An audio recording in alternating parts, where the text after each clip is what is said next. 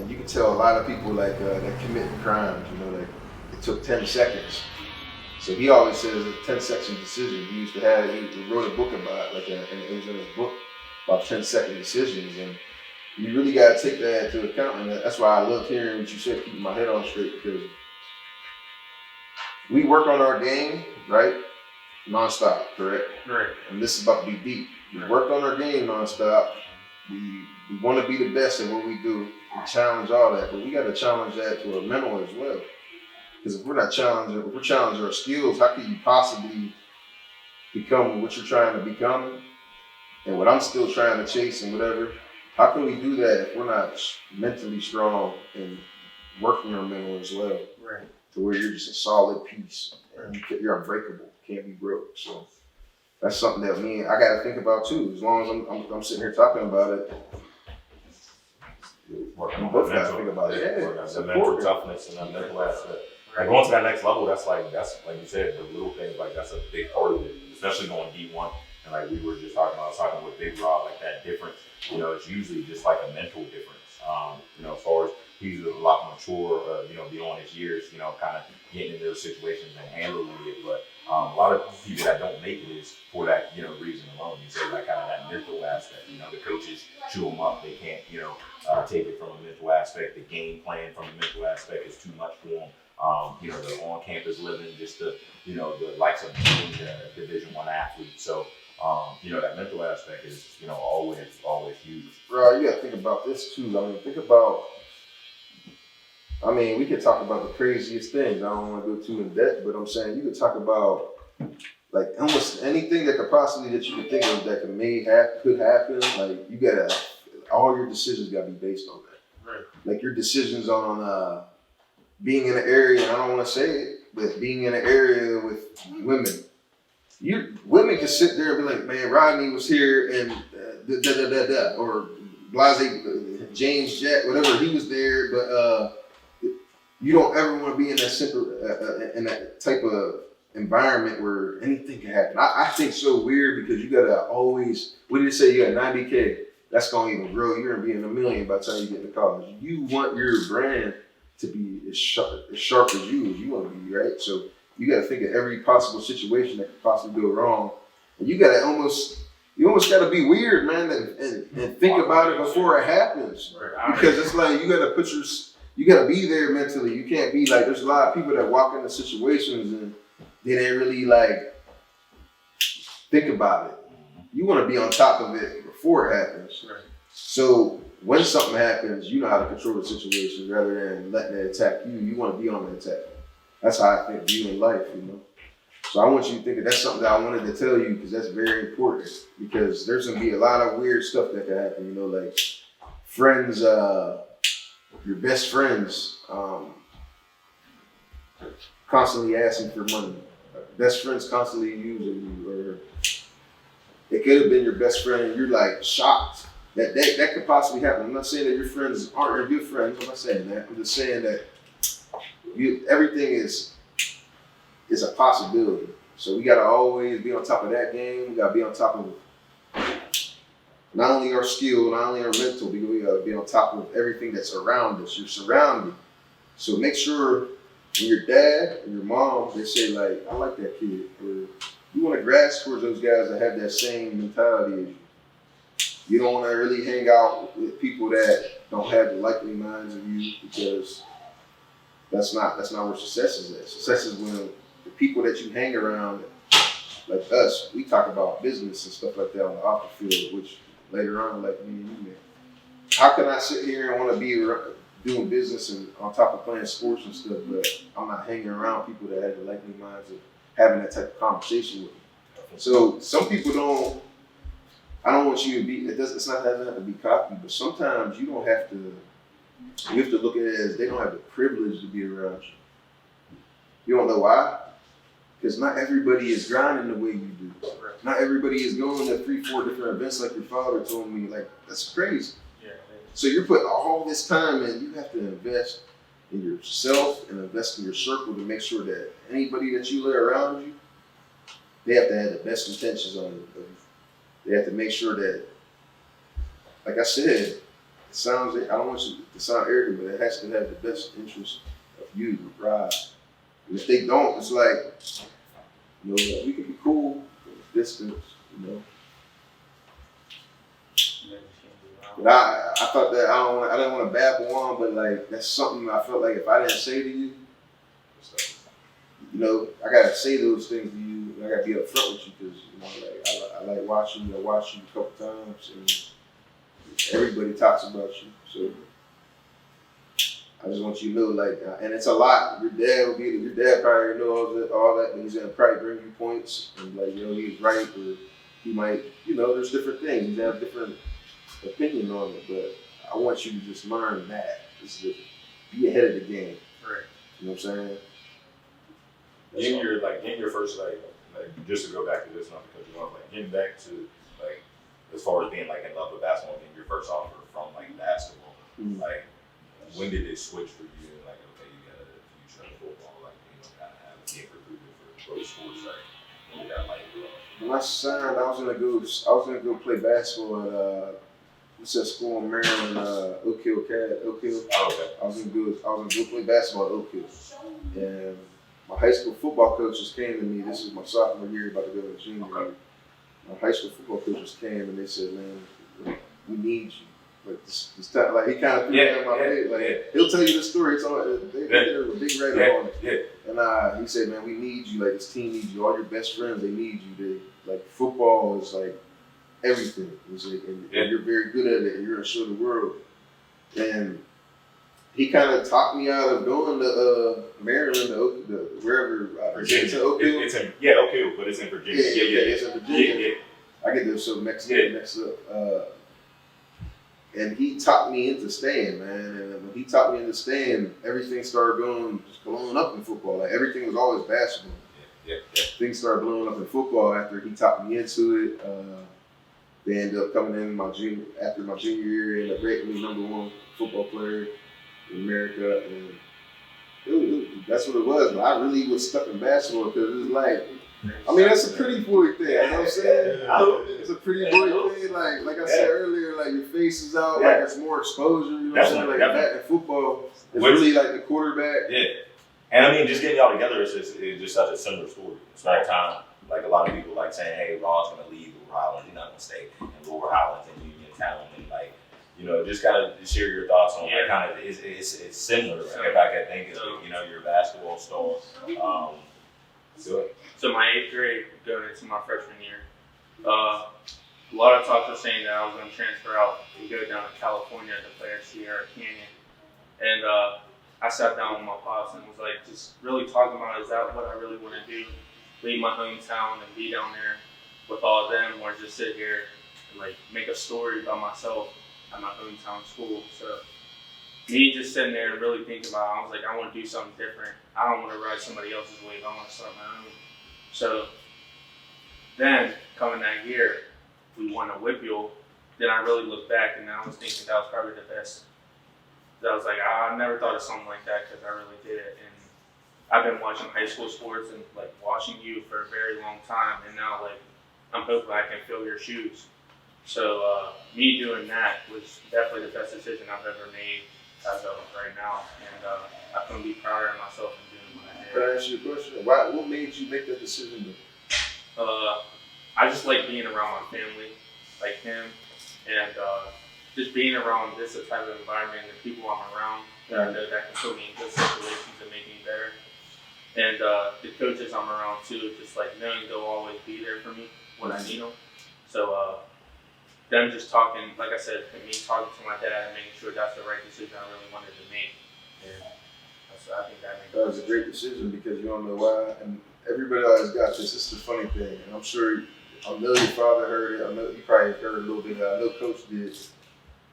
Is how many players do you know they're like saying like, oh, my kid, my cousin, man, he just goes to this small school, like nobody ever came out of there, like it's always an excuse. Trust me, if you got it, they're gonna come and find it. Which they're finding you, correct? Mm-hmm. It doesn't matter. And you wanna know something?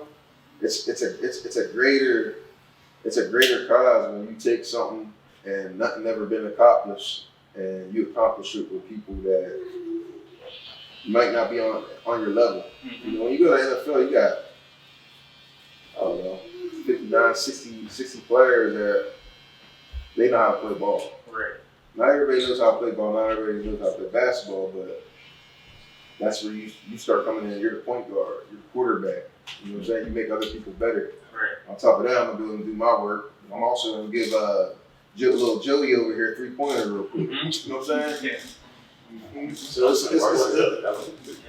what it's about, you know, and that's where you start your leadership. And everything that you said, man, you got a great head on your shoulders. So I salute your pops and your family and everybody. You have a mom, right? Yeah, she passed away when I was Okay, young. sorry about that. My dad passed away my first year competing. Matt Flynn, this guy, big deal. I don't know if you remember him, Matt Flynn. He played for the Seattle Seahawks. He had a big deal coming to the Raiders. I think they paid him like $28 million. And I was going in to compete with him. And my dad was about to pass away. He was real sick. And he said, man, like I don't think I'm gonna make it till tomorrow. And I know you got to go to camp. He said he made me promise him that I want to go come back to see him, and made me promise him that I want to go to his funeral. And he said, I need you to go and compete and win that. He said, I won't let it go even if I pass away. So I didn't go. And he passed away the next day. I went to camp and ended up beating dude out, and it worked out like that. But it's crazy, man. Like, so you already been through, you know what struggles are. Right. That's the biggest struggle. I can only imagine that. So. What was it? How many years since the Lord Islands won their last championship? 1968. 1968. So to bring a championship there, you know, for the first time, like that's definitely special when you already reached like legendary status. Right. As far as like I know you accomplished so much in the Whitfield. I mean, you run Rose Bowls, you know, competing on the highest level. Like, what was your biggest Whitfield moment, whether it be football or basketball or PIA moment, just high school moment in general? I was about to challenge him to something, but my biggest thing was my senior year. I think we played one game in the regular season. I don't even think in the regular season or the playoffs where we were out in the beginning of the third quarter, like beating them. I mean, we had the record in the whole country for the most points scored in a year, and we did that all by the third quarter. Now we might have been playing trash. Yeah. What's up, buddy? What up? What's up? Come here. Someone's calling you. Here, let me see. Send that to you. I got it. Let me know you already. We're good? Yeah. But we're number one rated team scoring in the state of Pennsylvania, in the country. In the country. I think it was like I don't know. I don't want to make it wrong. It's like maybe 811 or something. It was something crazy. But that's what I want you to challenge your guys to be. Like anybody that comes in contact with your team, like, and you have to have your guys ready to practice, like that, to be the most confident dudes ever, man. And that's how I made the team, man. Yeah. That's how I preach that, and the hard work you obviously, guys will follow you. You know what I'm saying? You got to show your teammates that you're the hardest worker and you're willing to do everything. I'm challenging you to do that. I want you to break that record. Yeah. Because I know you can do it. Yeah. So it starts with like your body language and all, correct? Yeah. 100%. I mean, sometimes some of the best players get bad body language, but at the end of the day, your grounded work and your drive that's what's gonna push your teammates. Right. You have a bad body language, like Joey, come on, man, you gotta catch that ball. Joey, come on, hit the three. You can come to me. I need you to hit that three. It's always like even relationships. It's not always about what you say. It's how you say it. You know what I'm saying? Right. And still to this day, I'm working on it. I think all men in the world is working on it. So you just want to be driven and keep working on that. But I believe if I had to make a bet, I bet that you're on the way. You know what I'm saying? Just keep doing what you're doing. You have a great head on your shoulder. And I just urge you just keep on making great decisions.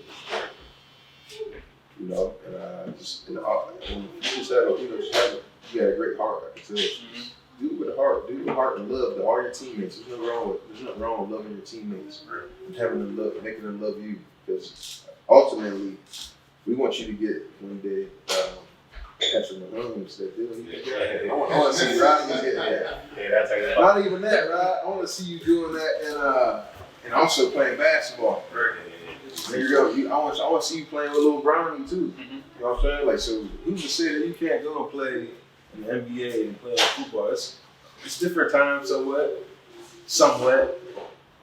You just got to be that dude. Like, you think Patrick Mahomes to play basketball, you think they would care if he was hooping? You think they would care if he came in September to go play ball? As long as he checked in, they'll have to do something like. But if you're in more money that, for them. if you're in that type of time, they could private jet you from wherever you're at to go train and do the game plan for football. I believe it can be done. That's the only thing that will jump in there is probably the playoffs and stuff. Now the way things are now, it's kind of different. So do you have anything on your head? Like, no, I mean, just the last thing I just want to leave, like, just kind of dealing with unprecedented times and, everything. I know you kind of discussed it a little bit, kind of the little things and doing something every day, but just to, kind of end with, like, during these, unprecedented times and just the pandemic, like, just kind of what, just to reiterate what he needs to do to kind of stay focused and kind of be on that path. And this could be for Rod, and this is out to, whatever the next generation of athletes, because, I came out in 08 myself, and some of the stuff you talk about, just kind of being on that level nationally, of really being that guy and being like a rock star. This is the only kid that I can think of in the last, what's it been, 20 years, almost 20 years, 12 years since we graduated, that's kind of even been on that level around here in this area. So kind of just wish you could kind of tell him to kind of go on that next journey that he's going into his sophomore year. Like you said, it's only going to get bigger and better for his brand, for his recruitment. And I think it'd just be vital for him to hear that. I'll make it simple. Yeah. And this is as simple as I can make it. And most honest way I can put it is, whatever you did in the past means nothing. The only thing that matters is what you do today and tomorrow. Because that's how we're going to be judged. That's how I'm judged. That's how you're going to be judged. So every day, you got to be on that Kobe Bryant assassin. Every day, you're out to prove a point. And I wish I'm starting to feel like I'm getting healthy and I'm getting back to that point. I've been messed up for 3 years. That ankle surgery, some of that stuff, it takes a toll on me.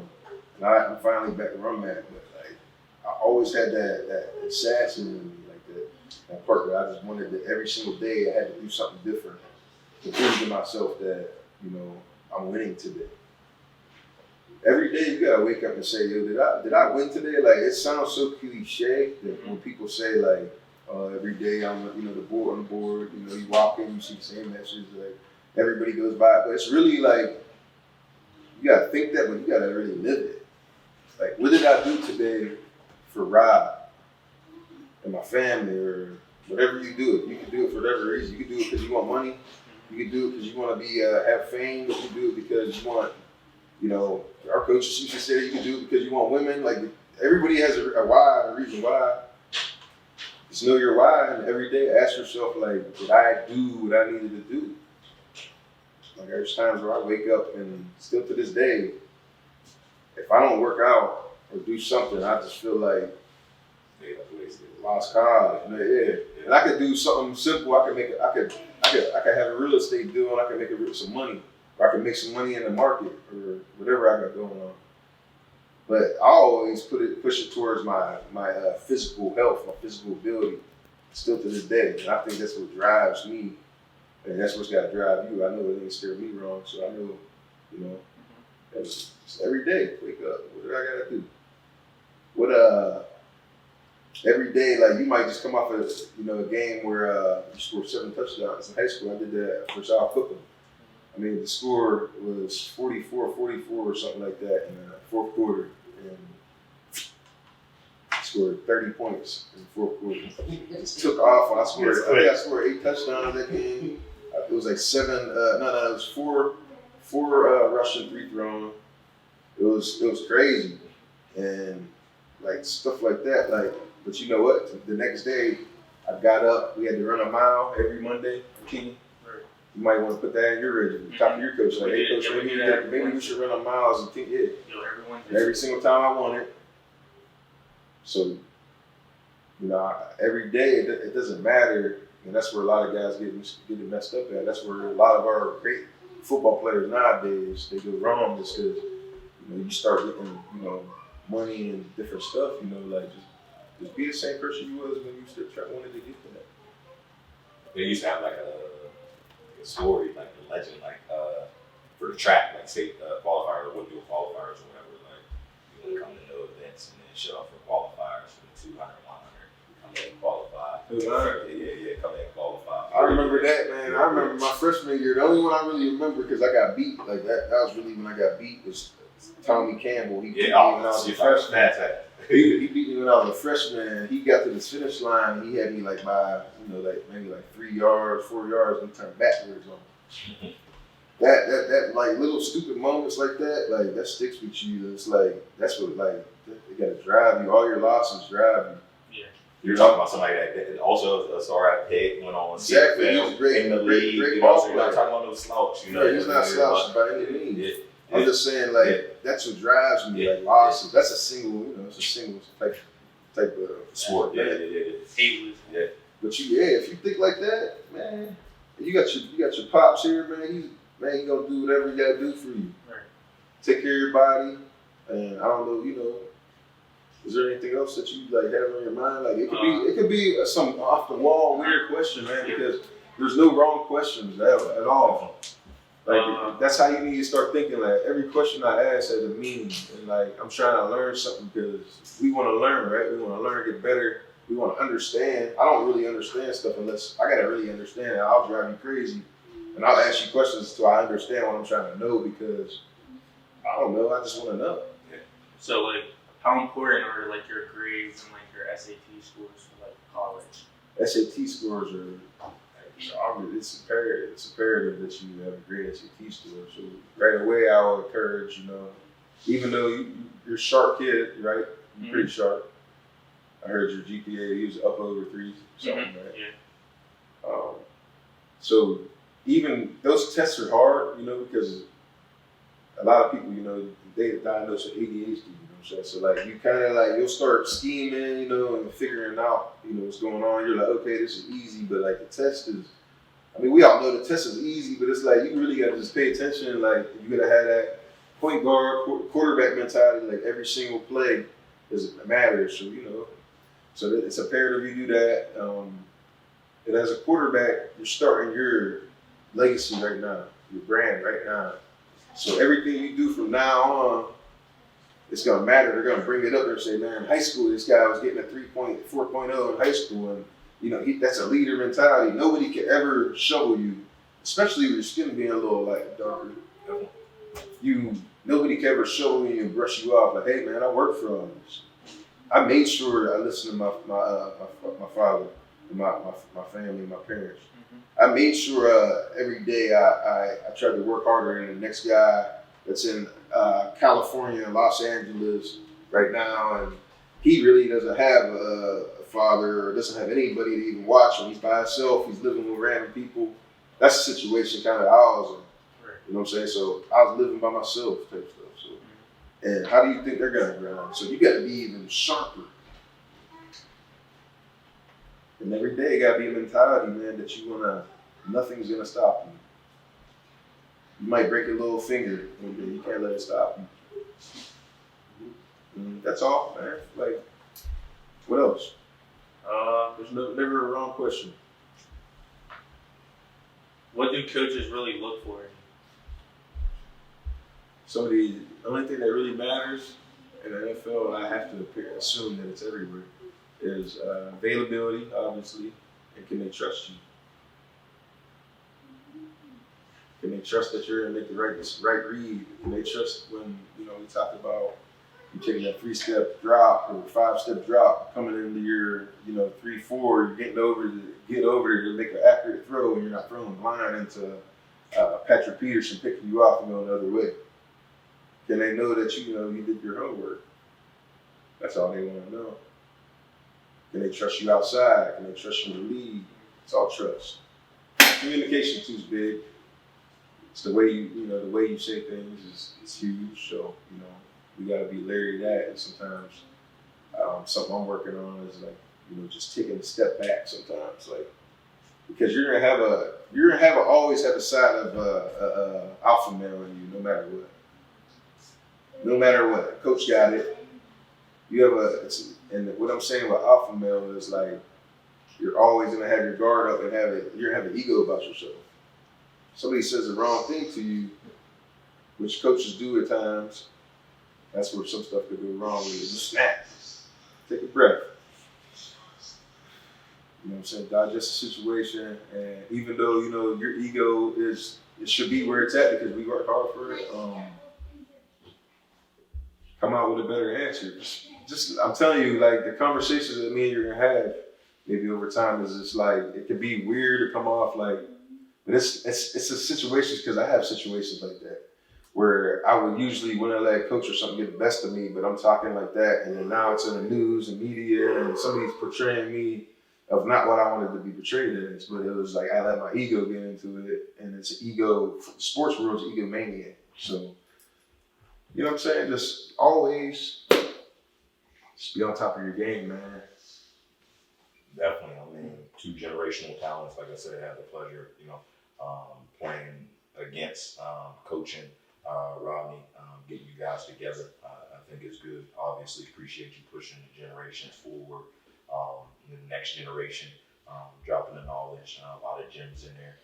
Just appreciate you guys coming out. So, it's good that we need to hear. I think this kind of could go to all athletes to the next generation, not just towards Rod. But just appreciate you guys coming in. Yep. Appreciate it. Yo, and if, you know what I'm saying, if you need anything, I'll drop you my number and all that. Definitely.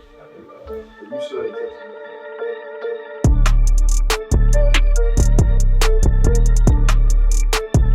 Who the next one on the boat?